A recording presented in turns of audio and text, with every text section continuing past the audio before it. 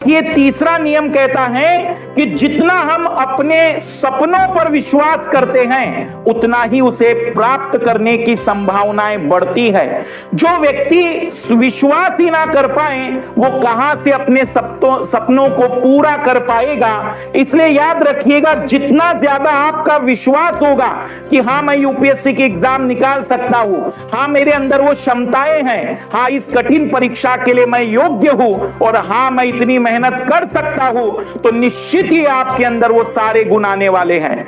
Believe का नियम कहता है, विश्वास का नियम कहता है कि जितना विश्वास आप कर पाते हैं अपने ऊपर, वास्तविक रूप में आपको उतनी ही प्राप्ति हो पाती है। तो तीसरा नियम है विश्वास का नियम। चौथा है एक्सपेक्टेशन। एक्सपेक्टेशन व्यक्ति का भविष्य बता देता है। जो व्यक्ति अपने आप से कुछ भी एक्सपेक्ट नहीं कर पाता है, निश्चित ही उसके लक्ष्य बहुत बड़े नहीं रह पाते हैं। जितना ज्यादा उम्मीद करोगे उससे ज्यादा की किसी को उम्मीद मिलती भी नहीं है। जिस व्यक्ति के एक्सपेक्टेशन ही छोटे हैं वो क्या बड़ी चीजें अचीव कर पाएगा। इसलिए चौथा नियम है एक्सपेक्टेशन का, उम्मीद का। जितनी बड़ी उम्मीदें होगी उतने ही बड़े लक्ष्य हासिल करने की संभावनाएं होगी। याद रखिएगा, कम की उम्मीद करोगे तो कम मिलेगा, ज्यादा की उम्मीद करोगे तो ज्यादा मिलेगा। और ये जो पांचवा नियम है आकर्षण का नियम, ये उम्मीद का नियम है, ये आकर्षण का नियम है। आप अपनी जिंदगी के 15 साल, 20 साल, 22 साल, जितनी भी आपने अपनी जिंदगी अभी तक गुजारी है, 1 मिनट थोड़ा सोच कर चलते हैं। आपने कक्षा 10वीं में, 6वीं में, 8वीं में कुछ ना कुछ सोच कर रखा होगा। आईएएस वाईएएस बनने का नहीं कह रहा हूं कि आप कैसा लोग चाहते हैं, आप किन लोगों के बीच रहना चाहते हैं, आप कितनी शक्तिशाली पद की उम्मीद करते हैं, आपकी कुछ ख्वाहिशें होगी। आप देखेंगे कि आज कुछ उन्हीं लोगों के इर्द गिर्द आप बैठे हुए हैं।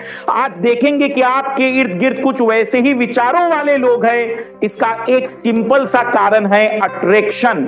जिन चीजों के लिए हम मांग करते हैं, जिन चीजों का हम विचार करते हैं और जिन चीजों की प्राप्ति के लिए हम लगातार प्रयास करते हैं, धीमे धीमे ही सही हम उस तक पहुंचते जरूर हैं। कुछ चीजें जल्दी मिल सकती है, कुछ चीजें देरी से मिल सकती हैं। यह पूर्ण रूप से आकर्षण के नियम पर निर्भर करता है कि आपके आकर्षण की ताकत कितनी है। आपका जितना ज्यादा अट्रैक्शन पॉजिटिव चीजों के प्रति रहेगा उतनी पॉजिटिव चीजें मिलेगी।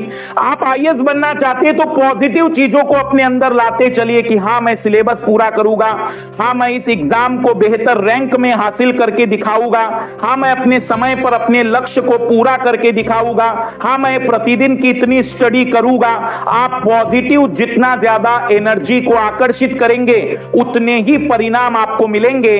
वास्तविक रूप में ये जो सारा संसार है ये आपके अपने आकर्षण के आधार पर आपको चीजें देने का कार्य करता है। और अंतिम सेकंड लास्ट नियम जो है कॉरस्पॉन्डेंस। कॉरस्पॉन्डेंस का सिंपल सा मतलब यह है कि वास्तविक रूप में ये जितनी भी दुनिया आपके आसपास है ये वही है जो आपके मानसिक विचार है। इधर ध्यान दीजिएगा।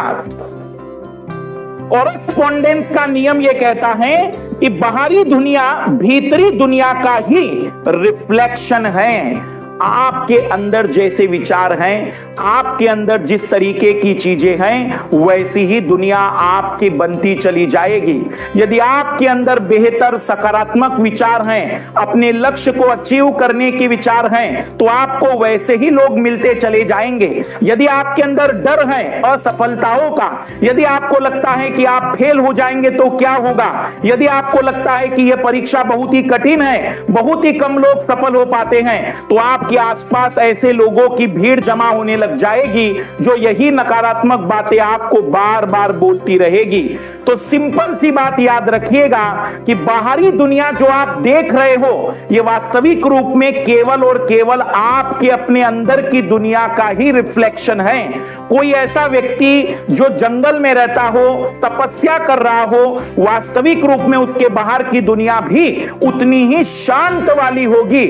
और यदि कोई व्यक्ति व्यक्ति अंदर से ही शांत ना हो, मानसिक रूप में अशांत हो, तो उसके बाहर की दुनिया भी अशांत ही होगी। इसका बड़ा सिंपल सा उदाहरण, जब हम खुश होते हैं तो हम देखते हैं कि सारे लोग आसपास के खुश हैं। जब हम नाराज होते हैं, जब हम दुखी होते हैं, तो हम देखते हैं कि बाकी लोग भी दुखी हैं। इसलिए सेकंड लास्ट रूल कहता है कॉरस्पॉन्डेंस का मतलब यह है हम अपने अंदर जिस तरीके के विचारों को रखते हैं बाहर की दुनिया भी कुछ वैसी ही मिलती चली जाती है।